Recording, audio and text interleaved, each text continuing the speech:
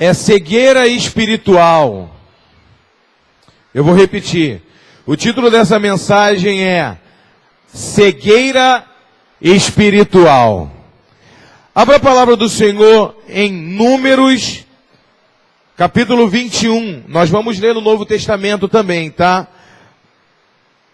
Mas eu quero ler Números, capítulo 21, versículo 4.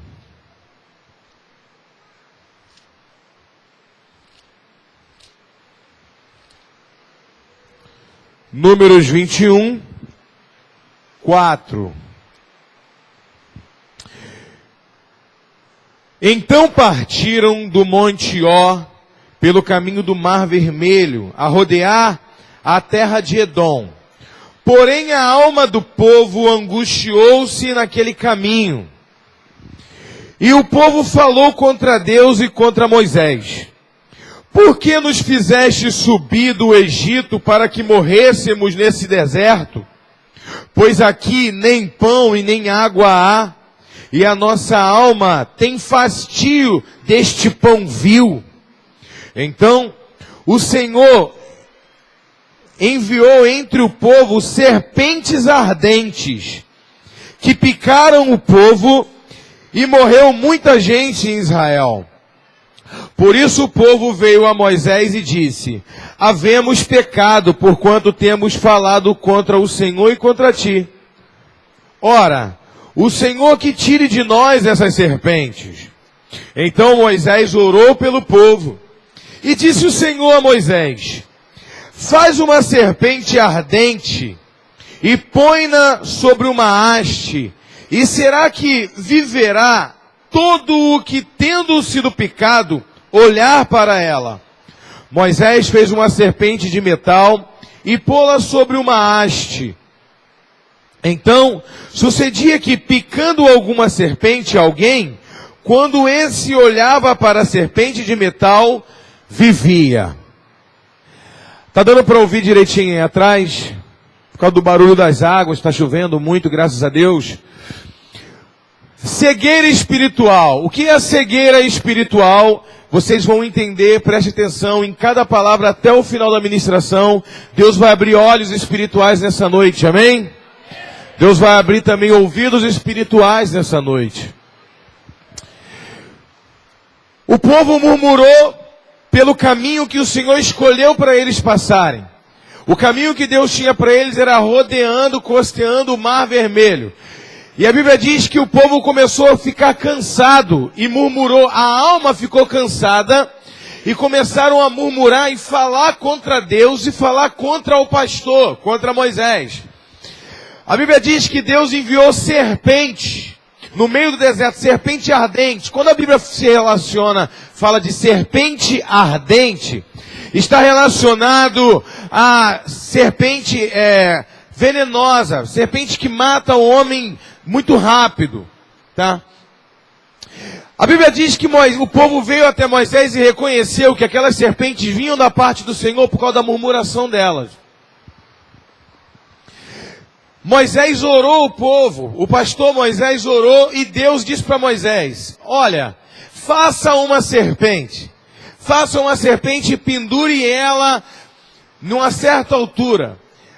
O homem que foi picado pela serpente e conseguir enxergar essa serpente, certamente ele viverá. Entenda o seguinte: por que Deus, ele deu essa ordem a Moisés? Mandou Moisés construir uma serpente. Deus não era a favor de construir imagem nenhuma.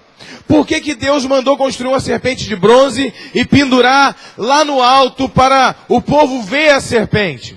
Entenda, Deus, primeiramente, antes de trazer a cura para o povo, Deus quer que o homem enxergue aquilo que ele está lhe matando.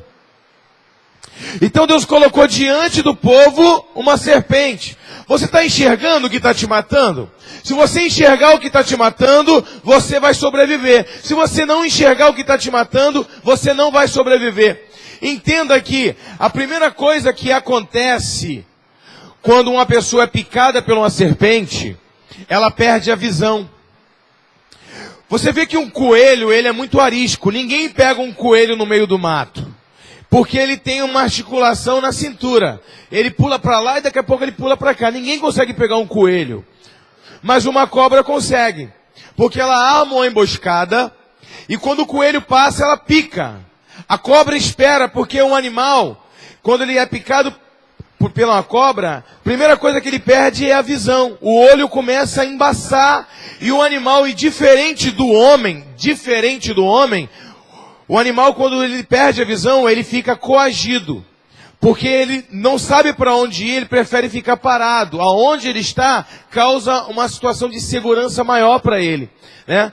Era para ser assim com os homens, né? Quando o homem não enxerga, fica parado, mas ele prefere continuar andando e cair no abismo. A cobra, ela vem e usa a segunda artimanha. Qual? Ela se enrola no animal, o coelho, seja qualquer animal. Por quê? Porque é um instinto natural, é o instinto animal. Isso acontece também com o homem. Quando nós estamos passando um momento muito difícil na nossa vida, nós temos costume de voltar para o útero. Quem já reparou? Quando você está passando uma luta muito grande, você se encolhe na cama e fica deitado na cama. Uma pessoa quando está com depressão, ela encosta o joelho perto do peito, ela fica deitada assim, em posição fetal. Quando uma pessoa briga na rua, eu estou passando um perigo, ninguém grita, pai, grita quem?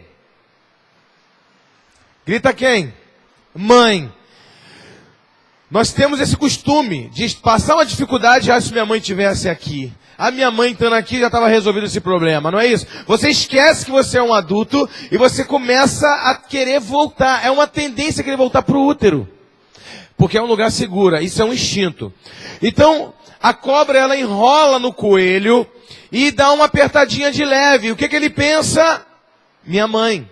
Proteção, é um instinto, alguém agora está me protegendo. Então ela primeiro pica, tira a visão, depois ela passa uma sensação de segurança. Então ela enrola no coelho, depois ela faz o quê? Estrangula e engole, quebra os ossos e engole. Você está entendendo? Primeiro sentido que você perde quando é picado por uma serpente é a visão. Então, Moisés disse, olhe para a serpente, se você conseguir enxergar 3 metros de distância, você vai sobreviver. Se você não enxergar, você certamente morrerá. Entenda, a cobra ali representa o reino do Espírito. Tudo no Antigo Testamento Deus fazia acontecer no reino físico. Para nós termos uma ideia, entenda o seguinte, Deus ocultou o Antigo Testamento no Novo Testamento. Você pode reparar que tudo que acontecia no Antigo Testamento acontecia diante dos olhos de todos. É como se o Novo Testamento fosse a parte espiritual do Antigo Testamento. Quem aqui já levantou 5 horas da manhã para trabalhar? 4 ou 6 da manhã. No primeiro dia de trabalho você acorda cheio de sono, parece até que o olho está cheio de areia, não é? Precisa de 2, 3 despertadores, ainda deixar de garantir ainda a mãe, ou alguém, ou a esposa, falar assim, ó, me acorda aí, se caso não é isso, porque tu tem medo de chegar atrasado no primeiro dia de trabalho. Mas depois de uma semana que você acorda sempre aquele horário, você percebe que você acorda junto com o despertador. Antes do despertador, às vezes, despertar, você acorda. Por quê? Você precisou de um relógio físico para fazer uma marcação no espiritual. Nós chamamos isso de relógio biológico. O seu corpo começa a se acostumar com algo que não se vê.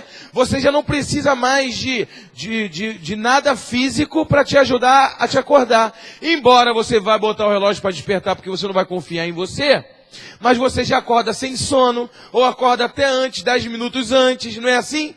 Já várias vezes aconteceu comigo de eu acordar, quando eu acordar, olhar para o relógio começar a piscar para querer começar a tocar, piscar, acordar juntinho. Isso não é tremendo? Isso é maravilhoso? É uma marcação.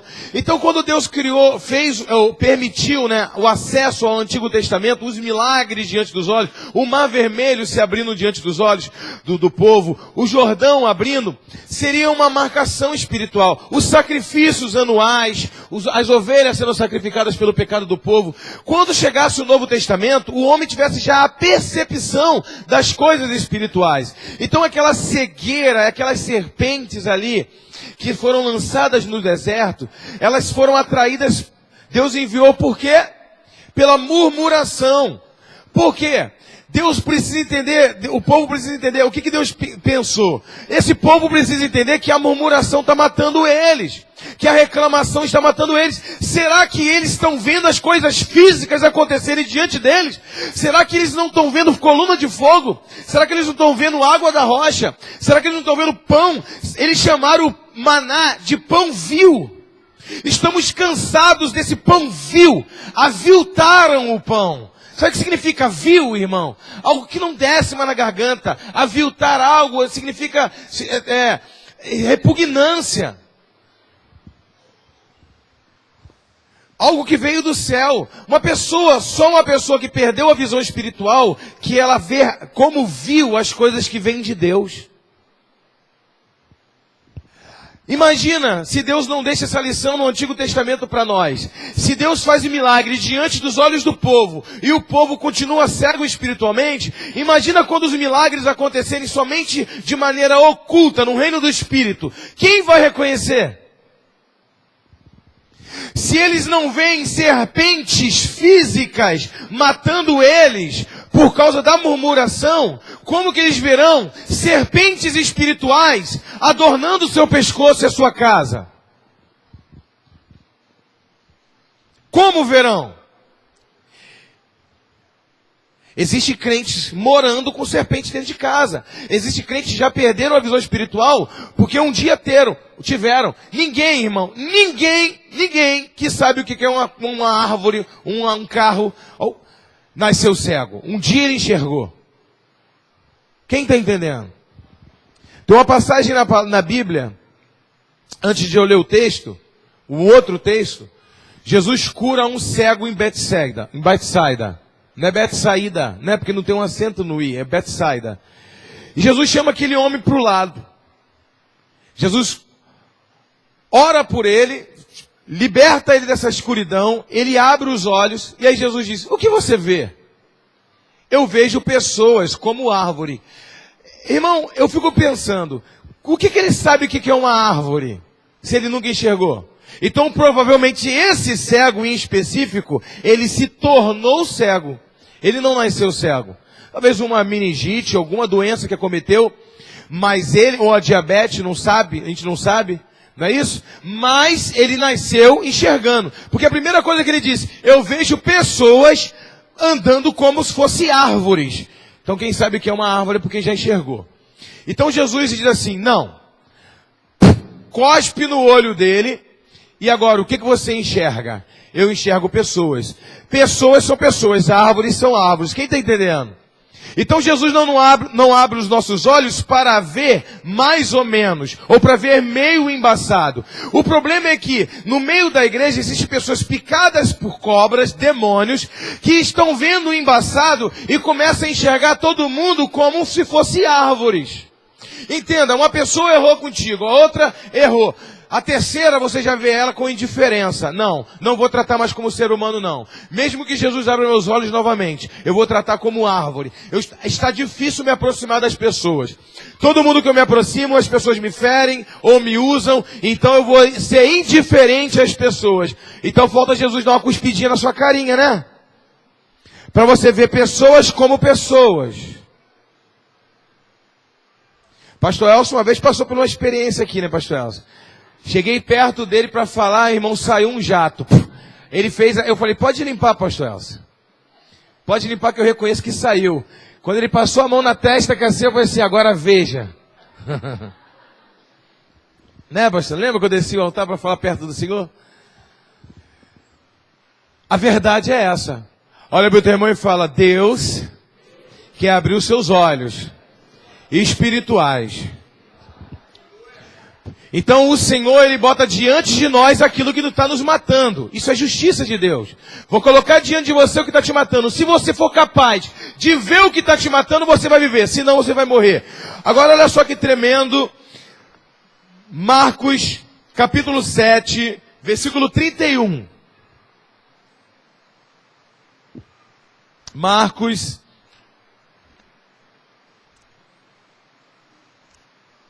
7:31.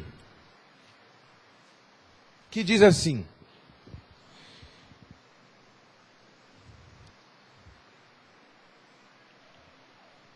e ele, tornando a sair da região de Tiro e Sidom, foi até o mar da Galileia pelos confins de Decápolis. Trouxeram-lhe então um surdo, que falava dificilmente, e rogaram-lhe que pusessem a mão sobre ele.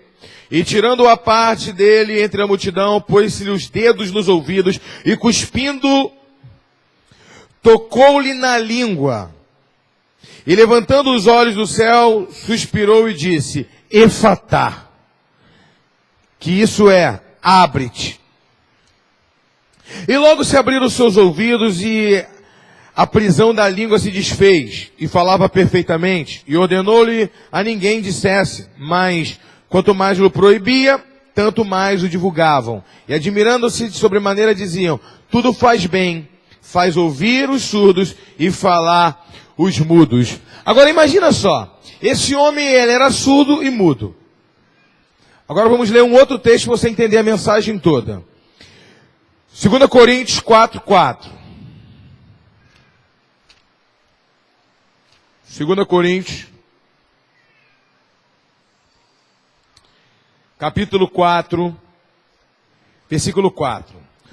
Nos quais o Deus desse século cegou o entendimento dos incrédulos, para que não lhes resplandeça a luz do evangelho da glória de Cristo, que é a imagem de Deus. O príncipe desse século cegou o entendimento dos incrédulos. Aí eu me pergunto, será que cegou o entendimento só dos incrédulos ou tem cegado o entendimento daqueles que um dia creram? Pessoas que estão enxergando pela primeira vez e outras que estão se tornando cegos dentro da igreja. Quer ver um exemplo? O diabo, ele quer nos trazer cegueira espiritual e nos afastar de Deus. Vocês sabem como que surgiu a história do carnaval? Quem sabe? Então, o carnaval não surgiu no Brasil, surgiu na Europa. E eles começaram, os foliões de um em um, né? Começaram. A Igreja Católica, na época, não estou falando mal de religião nenhuma. O meu chamado aqui é pregar o amor de Deus e a graça do Senhor Jesus. É uma história e contra a história não tem argumento, amém?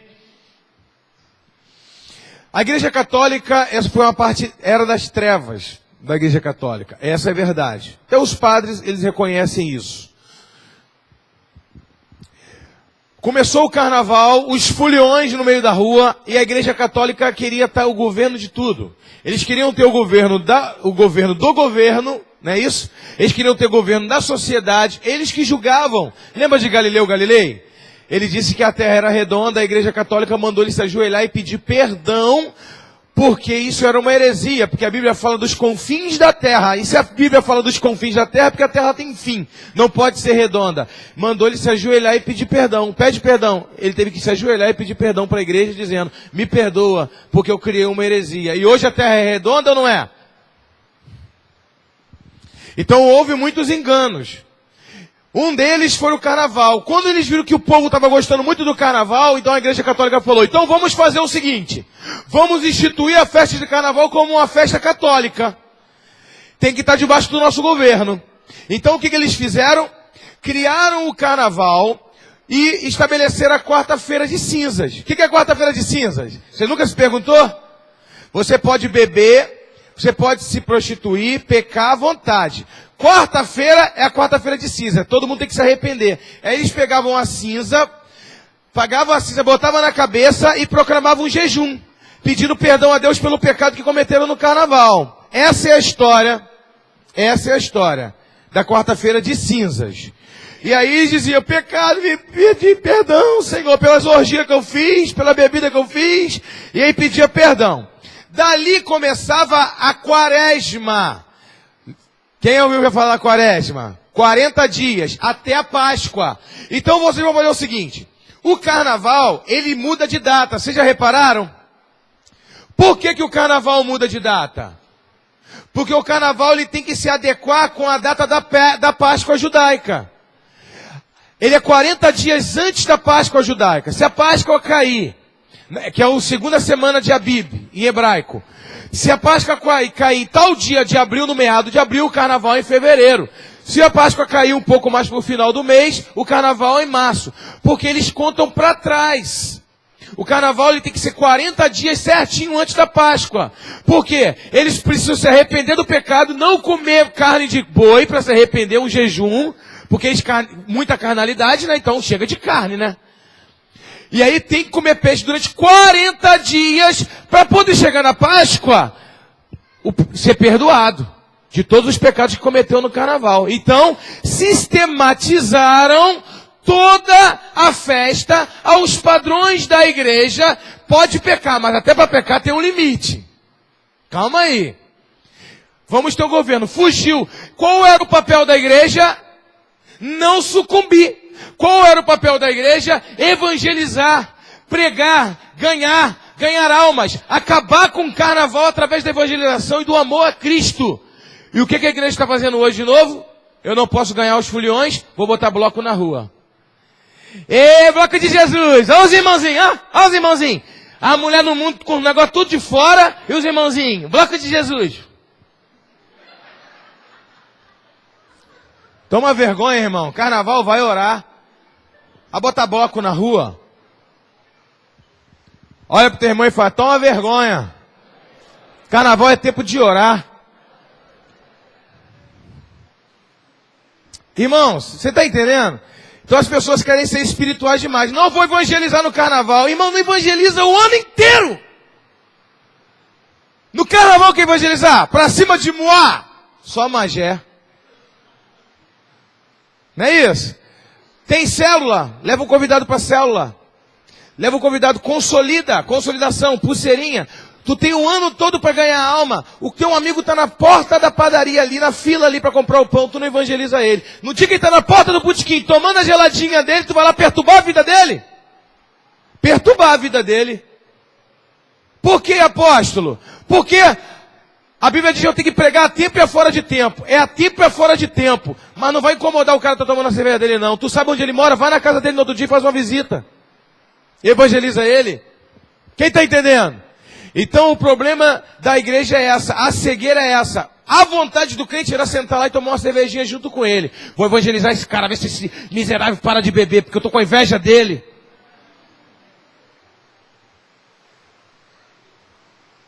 Você está entendendo? Então eu vou olhar para ele, vou apertar a mão. Beleza, irmão? Não para de falar com ninguém. Olha para o teu irmão e fala, não para de falar com ninguém. Para, aperta a mão. Quando o diabo quiser te dar a estratégia da Coca-Cola, a estratégia do diabo é, senta aí, toma Coca-Cola. Essa é a estratégia, né? Ele sempre usa, né? Por isso que dizem que Coca-Cola é do diabo. Não, não é por isso não. E aí, senta aqui. Não, um dia eu parei, tinha uns amigos meus, Breno. E aí eles falaram assim, ô meu líder, senta aí, toma Coca-Cola. Cada um com uma mulher, cervejada, tira gosto. Eu vi que eu passei na rua, eu percebi que eles estavam conversando coisas indecentes, que homem do mundo na porta do botequim conversa. Eu fui, cumprimentei todo mundo e saí fora, para não perder o respeito. Porque se eu fico ali muito tempo, eles vão voltar a conversar em decência perto de mim. E aí eu perco o respeito. Então eu vi que quando eu cheguei, eles ficaram em silêncio. Por que eles ficaram em silêncio? Porque eles estavam conversando que não presta. Então o que eu fiz? Apertei a mão de todo mundo, ele falou, toma uma Coca-Cola aí. Eu falei assim, meu filho, tô indo para casa almoçar agora, paga uma família. Uma pet daquela de 2 litros. Já levei nas costas. Tu tá querendo que eu tome uma Coca-Cola? Então eu vou tomar. Mas aqui não, quero tomar porque eu tô com pressa. Pô, tá se destacando? Não destacando não, cara. Eu tô com pressa, cara. Vai por mim. Pô, eu vou na tua casa te fazer uma visita para te provar que eu te amo. Tem lugar que eu posso evangelizar. Mas o diabo, ele quer nos cegar. Então, já que eu não consigo ganhar os foliões, vou me tornar um folião de Cristo. Aí você vai dizer para mim, esse pastor é retrógrado. É melhor ser retrógrado. Esse pastor é quadrado. Se eu sou quadrado, o inferno é redondo, não encaixa. É melhor do que se adaptar aos padrões do inferno e eu descer pelo ralo. Quem está entendendo? Então pode dar uma salva de palmas para o Senhor Jesus. Aleluia! Amém! O príncipe desse século cegou o entendimento dos incrédulos. Agora eu quero botar vocês para pensar rapidamente. Imagine comigo, pastor Elcio, um cara que nasceu cego e surdo. Tenta imaginar, será que só eu já pensei sobre isso? Imagina um cara que nasceu cego e surdo. O que ele pensa? O que um homem que nasce cego e surdo pensa? Se todos os pensamentos são projeções do cérebro do que você viu, ou que você ouviu, então não pensa em nada. Essa é uma luta sobre a ciência. A ciência tenta descobrir se o homem consegue produzir um pensamento sem ter tido contato com nenhuma imagem ou com um som. Ele nasceu com o cérebro perfeito, o coração perfeito, a saúde perfeita. Mas ele nasceu cego e nasceu surdo. O que pensa um homem que nasceu cego e surdo, se tudo que você pensa é construído por imagem que você teve contato ou som? Se o homem nasce surdo de nascença, e ele é cego de nascença, mas ele é surdo, ele tenta ter uma ideia, construir um pensamento, ele nunca vai ter a certeza de nada. Ele vai tocar numa caixa de som e você vai dizer, a caixa de som é quadrada, ele vai dizer, o que é quadrado? Quadrado mas o que é ter lado? O que é um lado? Não é isso? Então ele vai tocar, ele vai tentar esquadrinhar com as mãos, mas ele nunca vai ter uma ideia perfeita, uma imagem perfeita como alguém está vendo. Agora, imagina uma pessoa que nasceu cega e surda, que não tem nem como tentar imaginar uma imagem na sua mente, criar uma imagem de alguma coisa pela fala. Agora tenta imaginar uma pessoa cega e surda, debaixo do governo do diabo. Sendo espiritual, sendo um ser espiritual, ele tem acesso à mente do homem e começar a projetar imagens que ele quer na mente desse homem. O príncipe desse século cegou o entendimento dos incrédulos, para que eu vendo não veja, ouvindo não ouça e não se convertam. Quem está entendendo? Um outro evento que a Igreja Católica cometia era pegar uma pessoa que manifestava demônio e jogava na fogueira. E manifestou demônio, vamos tacar na fogueira, porque não tem jeito. Bruxo, tacar na fogueira. Por quê? Perderam a autoridade do nome do Senhor Jesus, de expulsar o demônio e libertar aquela pessoa daqueles espíritos. Quando a igreja perde a autoridade do nome do Senhor Jesus, nós vamos sempre procurar matar a pessoa que está endemoniada. Quem está entendendo? Irmãos, assim está acontecendo nos dias de hoje. Uma pessoa está ali possessa de demônio, ela começa a fazer fofoca da sua vida, a primeira coisa que tu faz é atacar a pessoa em vez de expulsar o demônio dela. A única coisa é que você perdeu a autonomia de tacar uma pessoa endemoniada na fogueira. Direitos humanos e tantas coisas. Quantas pessoas no mundo você já condenou? Quantas pessoas, traficantes, milicianos, tu já condenou no teu coração? Se tivesse uma fogueira, tu já teria atacado eles. A igreja está perdendo a visão e a autoridade igual na época das trevas. A única diferença é que nós não temos autonomia de matar alguém ou tacar na fogueira, mas está perdendo. Você olha uma pessoa extremamente endemoniada, uma pessoa que fala mal de você, uma pessoa que faz fofoca da sua vida, uma pessoa que bate em todo mundo, uma pessoa que bateu no teu filho, alguém que te fez o mal. No seu coração tu fica pensando, por que essa pessoa não morre? Por que essa pessoa não morre?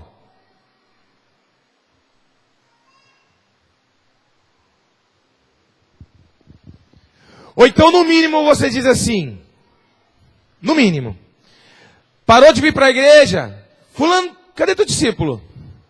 Cadê teu discípulo de célula? Apóstolo, aquilo ali não quer nada com Jesus, não. Pronto, tu está cego espiritual. Perdeu a autoridade do nome do Senhor Jesus e já condenou a outra pessoa. Falando que a outra pessoa não quer nada com Jesus, não. Você queria, seu cabra, algum dia na vida? Alguém te resgatou na autoridade do nome do Senhor Jesus. E não te tacou numa fogueira. Não te crucificou. Mas ele te resgatou. Você está entendendo a diferença? A igreja tem que voltar à visão espiritual, de expulsar os demônios e ficar com a pessoa. Uma salva de palmas para o Senhor.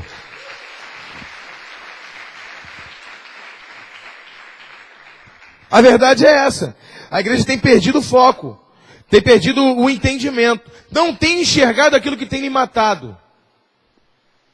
A ira, a impaciência.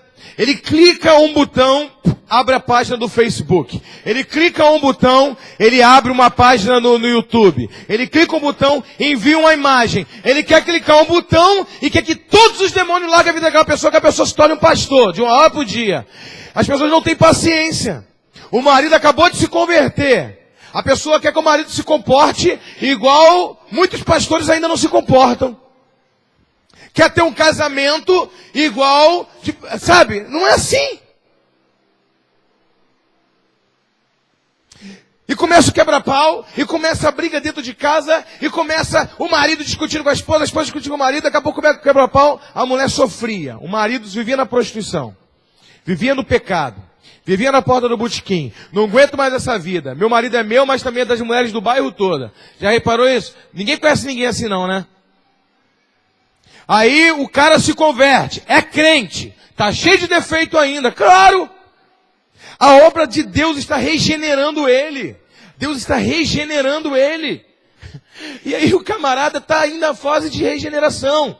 O homem, irmãos, entenda o seguinte, quando ele para de beber, para de fumar, para de trair a esposa, ele fala, caraca, eu sou um crente consagrado. Ele só fez coisa para beneficiar. Parou de trair a esposa dele, beneficiou a esposa. Parou de beber e fumar, faz bem para o seu pulmão e para o seu fígado. Mas na mente dele, uau, estou bem com Deus. As grosserias com a esposa, ele continua fazendo, que ele acha que isso faz parte. Aliás, eu sou homem.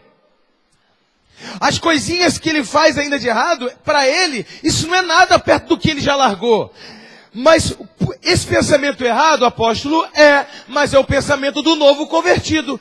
O Espírito Santo vai mostrar para ele que só isso não basta. Ele vai ser regenerado em todas as suas atitudes. Até ele se tornar um gentleman, um homem educado, um homem que sabe cuidar da esposa, um homem que sabe amar dos filhos, que sabe dar atenção, um homem mais que entende. Você está entendendo? Irmãos, eu e a apóstola, a gente tinha um negócio. O quê? Quando eu chegava numa festa, a gente quer bater papo, né? O homem quer bater papo com um amigo, tal, colega, todo mundo. E ela queria que eu ficasse sentado na mesa com ela. Aí só eu e ela numa mesa. E aí ela queria que eu ficasse só sentado com ela ali, eu e ela na mesa. Mulher quer esse tipo de coisa, amém? Aí eu percebia que eu já fechava a cara. Eu falei assim, meu Deus, gente, estou aqui. Levantei para bater um papo ali. Aí sabe o que eu fiz? Falei assim, entendi o que ela quer. Por que isso ficou assim? Era para ter ficado comigo ali na mesa. Amém, amor. Então, a gente vai tendo sensibilidade. Chego na festa, a primeira coisa que eu faço, sento do lado da mesa com ela, pego a mesa, ela, vamos juntar com você. Não, quero ficar sozinho contigo.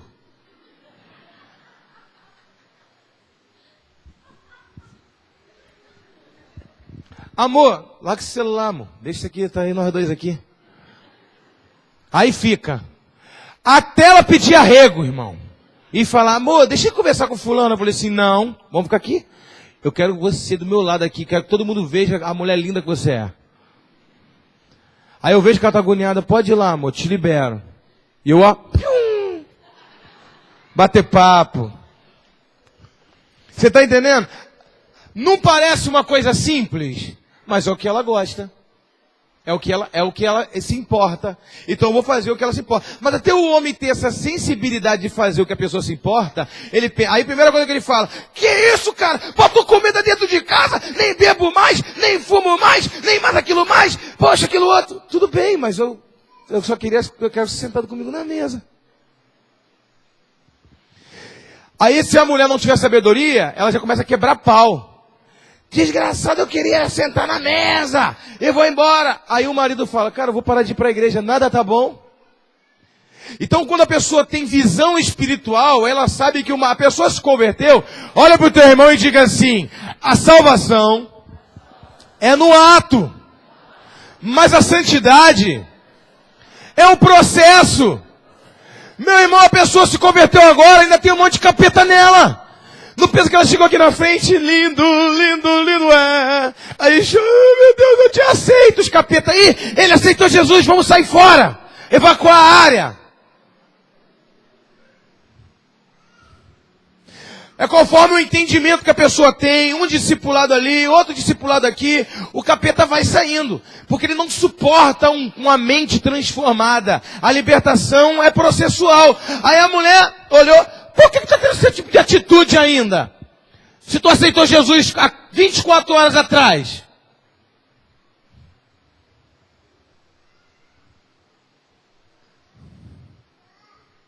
Quem está entendendo? É a graça.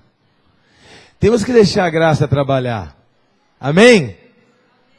E tem gente que Jesus já está trabalhando na vida dele um tempão, não é capeta não, mas é só a graça mesmo na vida da pessoa. É literalmente. Nem tudo é o diabo. Mas nós temos que ter sabedoria. Olha aqui a promessa do Senhor para nós. Se o príncipe desse século cegou o entendimento dos incrédulos para que vendo não veja, enxergando, ouvindo não ouça, a promessa para aqueles que temem o Senhor é: a vereda do justo é como a luz da aurora, que brilha mais e mais até ser dia perfeito.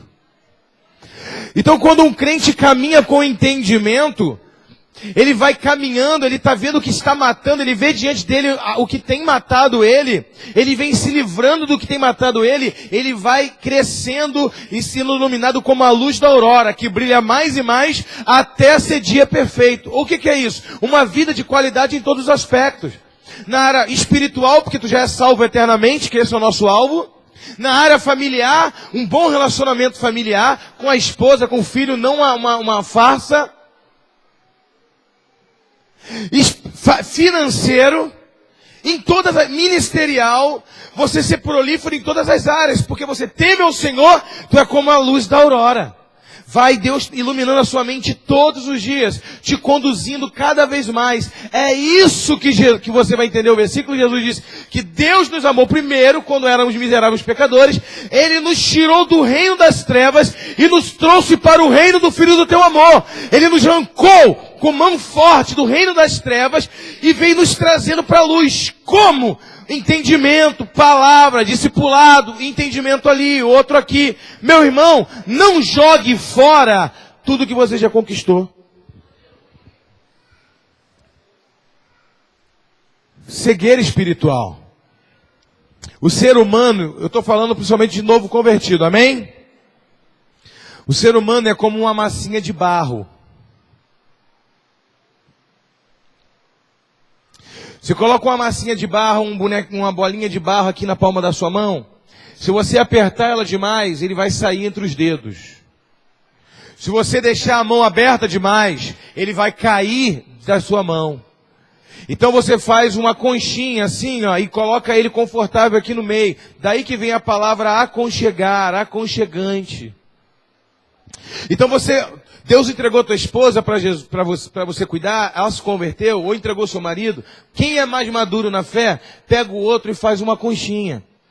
Aperta demais. Por que você ainda não é igual fulano de tal? Por que você não é aquilo outro? Por que aquilo outro? Tu aperta a pessoa quer dizer, nem vou para a igreja mais. Ou então se você falar, deixa ele à vontade, não fala nada com ele, não, deixa ele, falta o culto, nem procura ele, deixa aberto, que também cai da mão e se perde.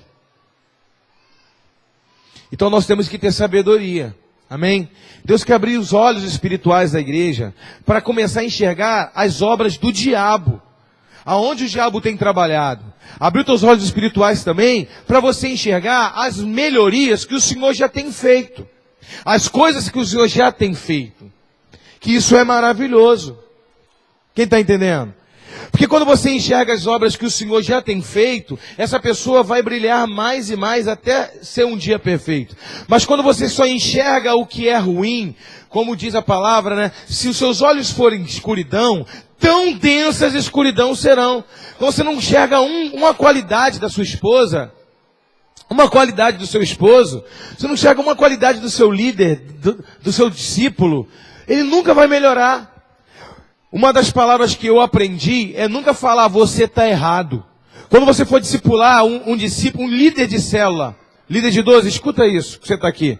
Se um líder seu de célula for discipular alguém, e ele der um aconselhamento errado, nunca diga, tu está errado. Isso fecha o filtro. diga, você pode melhorar? Você pode melhorar, é muito melhor do que mostrar para a pessoa, tu está errado. Você pode dizer assim, ó, você pode da próxima vez, você fez o certo. Qual é o certo? O desejo está ajudando alguém, o desejo está discipulando alguém, o desejo está fazendo alguma coisa na obra. Mas na próxima vez, você poderia falar dessa maneira? Agora você prefere perder pouco tempo e falar, tu está errado, tu não poderia ter falado isso. Pronto, estou errado? A pessoa fala, então nem sei mais vai ser líder, nem quero mais ser líder, nem quero mais nada, vou embora da igreja, acho que nem quero ser mais crente. Por que a gente tem facilidade de apontar os erros das pessoas e não ajustar as pessoas a melhorar cada vez mais? Cegueira espiritual. O líder, ele vai ajudar o discípulo a enxergar o que ele não está conseguindo enxergar. Pastor vê pasto, ovelha vê capim. O discípulo muitas das vezes vai enxergar o que você mostrar para ele.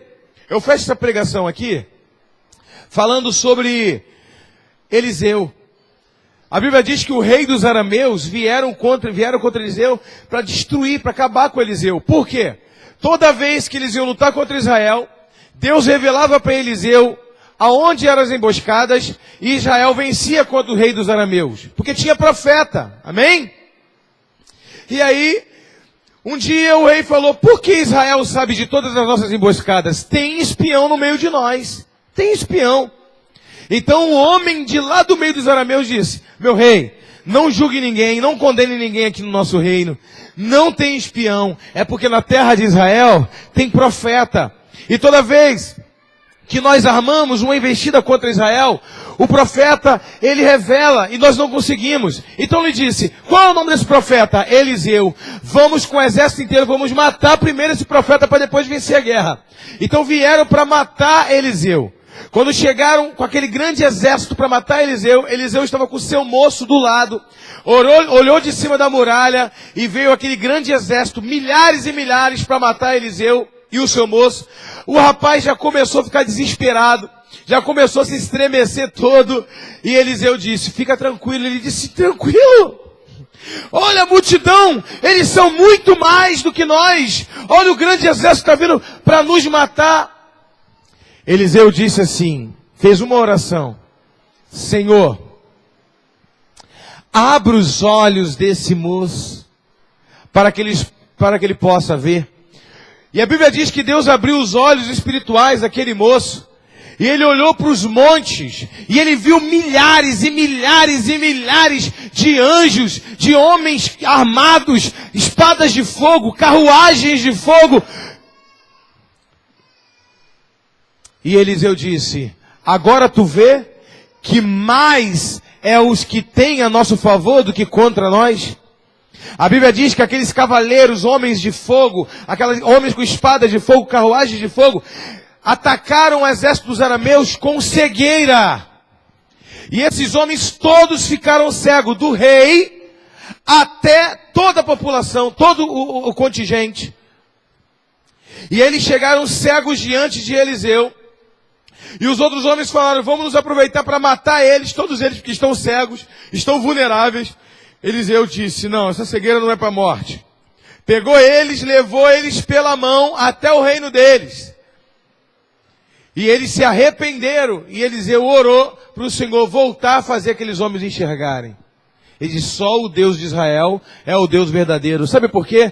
O Deus de Israel faz nós vermos o que o homem natural não vê. Maior é o que está conosco do que aqueles que estão contra nós. Essa é a palavra do Senhor. Quando você passa uma luta, uma dificuldade, tu começa a encarar as pessoas, tu começa a querer enfrentar as pessoas, brigar, quebrar pau, arrumar problema, você não entendeu quem está do seu lado. Você está tendo uma visão carnal, uma visão, largou a visão espiritual, está retrocedendo e negociando com o diabo. Tá bom, vamos brigar na segunda e na terça, na quarta-feira, a gente coloca uma cinza na cabeça e se arrepende das nossas brigas. Você está começando a institucionalizar as suas brigas, institucionalizar a sua confusão, o seu pecado. Até para pecar, você agora está predatando o pecado. Eu vou pecar, mas quarta-feira, semana que vem tem encontro. Já me arrependo logo tudo de vez. Vou aproveitar, vou acumular os pecados logo para confessar tudo de vez logo. E aí você perdeu a visão espiritual. Você não entendeu o propósito de ter um olho espiritual aberto. Não olhamos para as coisas que se veem, mas para as coisas que não se veem. Porque as coisas que se veem são passageiras, são transitórias. As coisas que não se veem são eternas. Quem pode dar uma salva de palmas para o Senhor?